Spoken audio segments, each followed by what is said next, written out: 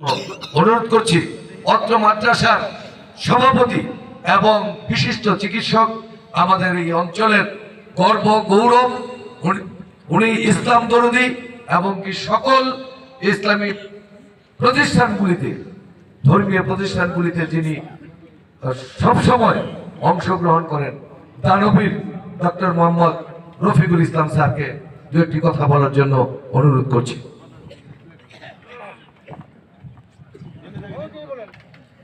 বিসমিল্লাহির রহমানির রহিম।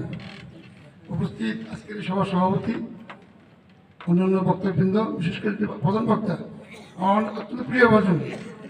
এর আগে সবাই আমি একসঙ্গে আমরা ছিলাম। আর অন্যান্য বক্তব্যবৃন্দ, উপস্থিত আগত নেতৃবৃন্দ, আমিনুল আমাদের এই মাদ্রাসার সেক্রেটারি।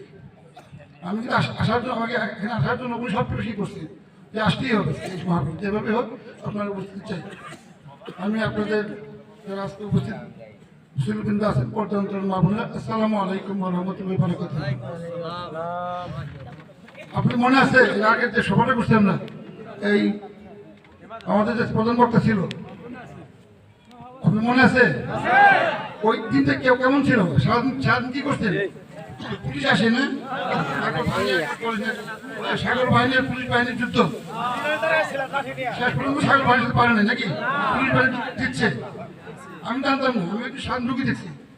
আমি যখন সে আসি, এই মহাপুরে আসে, আমাকে কানে কানে বললো যে একটু সাবধানে থাকেন, ঝামেলা আছে। আমি ভয় পেলাম, ঝামেলা কি আবার?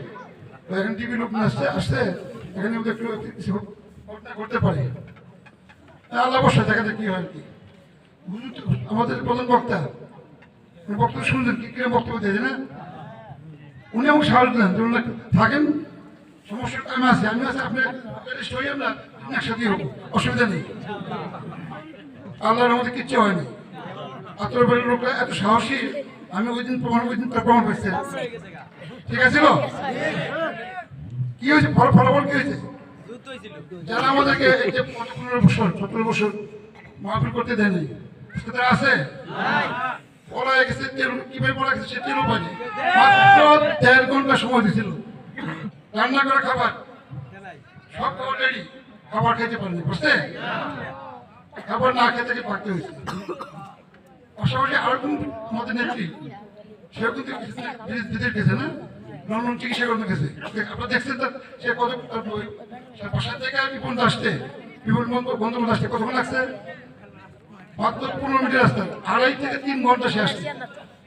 বেগম খালেদা জিয়া যখন লন্ডন যায়, তার বাসার থেকে এয়ারপোর্ট পর্যন্ত আসতে 2.5 থেকে 3 ঘন্টা লাগছে। এত লোকের সমাগম, ওই পার্থক্য আছে না? একদম পড়ায় গেছে, একদম মানুষের ভালোবাসা নিয়ে গেছে, একদম পড়ায় গেছে। পরিষ্কার আমাদের হুজুর আছে, আলিম নানি আর 23 লেখা আছে, আল্লাহ তাকে ইচ্ছা দান করেন, তাকে ইচ্ছা যখন ইচ্ছা কেড়ে নিন, তাকে ইচ্ছা সম্মান প্রদান করেন, তখন ইচ্ছা করে তাকে অসম্মান করেন। এটা পরিষ্কার কথা, কোরআনের হাদিসের কথা। অত্যাচারীকে অহংকারীর একবার পতন হবে, হয়েছে তাই। আমরা আজকে এই মহাপীরের প্রধান বক্তাকে আমরা অনুরোধ করবো, আমরা বক্তব্য শুনবো। অত্যন্ত সুন্দর বক্তব্য রাখেন, অত্যন্ত জ্ঞানী লোক, সবচেয়ে সাহসী লোক। ওই সময় সে যেভাবে বক্তব্য রাখছে, আমরা শিখছিলাম যে বক্তব্য শেষ হওয়ার পরে ওনাকে অ্যারেস্ট করবো, আমাকে অ্যারেস্ট করবো। উনি সরকার ওই সময় ওই ফেস্টিভ্যাল সরকার নিয়ে যেভাবে কথা বলছে, আমি দেখিনি এত সাহসী বক্তা আমার যেমন দেখিনি। ওই সময় ওই কথা বলা সহজ কথা, ওই সময় তো কথা বলাই যায় না, কথা বলি নাকি। সেই সময় সে যেভাবে বক্তব্য রাখছে, এটা আমার ওই দিনের কথা মনে আসছে, এরকম বক্তব্য আমি শুনে নিয়ে আজকে পান করে বলবো ইনশাল্লাহ। আমরা আপনার বক্তব্য ভালো বলবো, আমার বক্তব্য শুনবো ইনশাল্লাহ। এই যে মাদ্রাসাটা, এটা কিন্তু অনেক খরচ। আমি সভাপতি বানাইছি, আমি কিন্তু খুব খবর নিতে পারি না। আমি সেক্রেটারি দায়িত্ব আছে, আমি খুব একটা ভরসা পাইছি। এখন অবশ্য মামুনের দায়িত্ব এখন একটা সুন্দরভাবে চলবে। আমরা মাদ্রাসাটার উন্নতি চাই, ঠিকই না? জানি না, তাহলে মাদ্রাসার উন্নতি কি করতে হবে? সবার সহযোগিতা করতে হবে। আপনার সবাই সহযোগিতা করবেন, ইনশাআল্লাহ মাদ্রাসা সুন্দরভাবে চলবে। আমি দান করতে পারবো, আমার পজিশন চলে নাকি? আচ্ছা ঠিক আছে, আল্লাহ বসে। আমি এই যে নগদ 30,000 টাকা দিলাম, আর 50,000 টাকা আর 20,000 টাকা করে দেবো আর কি। ঠিক আছে? হ্যাঁ?